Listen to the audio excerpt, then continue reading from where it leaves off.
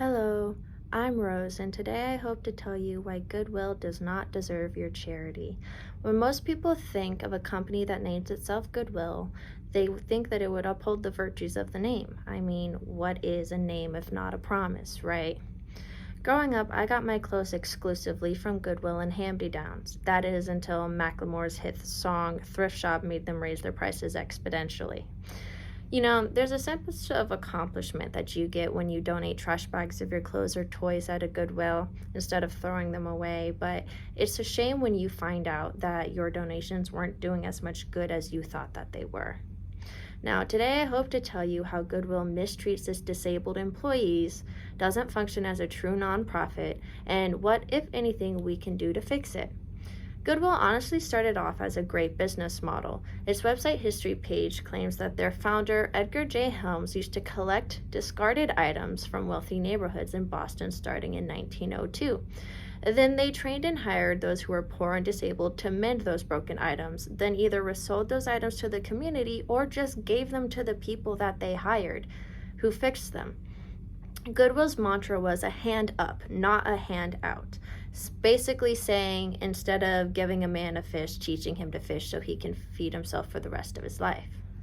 Made $800,031,508 in 2005 alone. So much money that the state's attorney general publicly called it shameful behavior and made him take a moderate pay cut to keep their status as a nonprofit. Now, Section 14 of the Fair Labor Standards Act allows companies to pay less than minimum wage for disabled workers as an incentive to hire. The certificate is used internationally by Goodwill. However, Goodwill doesn't need incentives to hire disabled workers. They were literally founded on hiring disabled vets and disabled elderly folks. And Goodwill takes this incentive way too far.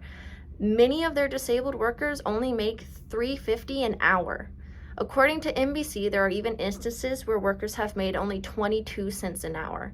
Now, a blind employee, Sheila, who has a college degree, interviewed with NBC after leaving Goodwill because they wanted to lower her wage from $3.50 an hour to $7.25 an hour. And she had been their loyal employee for over 4 years. Goodwill also, sadly, publicly announced their plan to fire disabled workers first. Now, the Goodwill head in this year made $164,000, planned on firing disabled workers first after a minimum wage hike. Now, remember, they don't even pay their disabled workers minimum wage, not even close. Blaming it on the wage hike, the director said disabled workers weren't as productive or effective as other workers. They're disabled. Things are going to move slightly slower. That's just how it is. The president and CEO, when asked about this comment, said, "It really wasn't a job. We gave them, through the grace of our budget, a paycheck to take home." Now again, Goodwill's founding mantra was a hand up, not a hand out. Goodwill is not a high-stress, fast-moving job. It's not a service job. It doesn't need to meet manufacturing quotas. What does it matter if your workers move a bit slower? They are still very valuable, especially when the executives are making a whole bunch of money and not even paying their workers minimum wage. So we have the basic solutions where you could try emailing or mailing letters to Goodwill. Sadly, that doesn't force their hand to take any action, right? They could just ignore it. So the best thing that we could do is publicly boycott Goodwill. Don't let them make money off of your charity, because again, this money is going into the executives' pockets. Research more effective nonprofits in your area and donate to them, or gift clothes to homeless shelters, or list bags of clothes and toys for free on Facebook Marketplace. For Goodwill as a whole to become an ethical nonprofit again, there's only a few things that have to happen.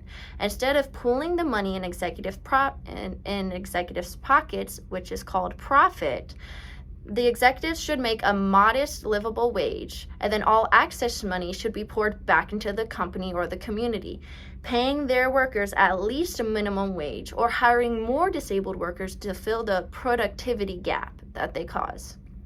Now, some might say, well, at least they hire disabled workers.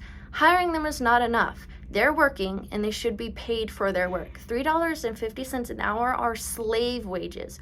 Forcing people to get paid not even half of the minimum wage when no one else will hire them is extremely morally corrupt and is trapping them in a system that they can't escape from. If you tell them, well, this is your only option, they have nowhere else left to go. Some might also say, well, higher ups deserve some fun money. Executives always make more money.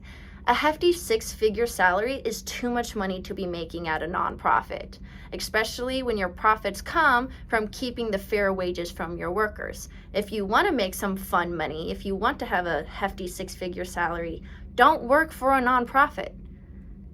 It's pretty much that simple. So, as you've heard, I've discussed how Goodwill does not pay their employees fairly across the board and is run unethically.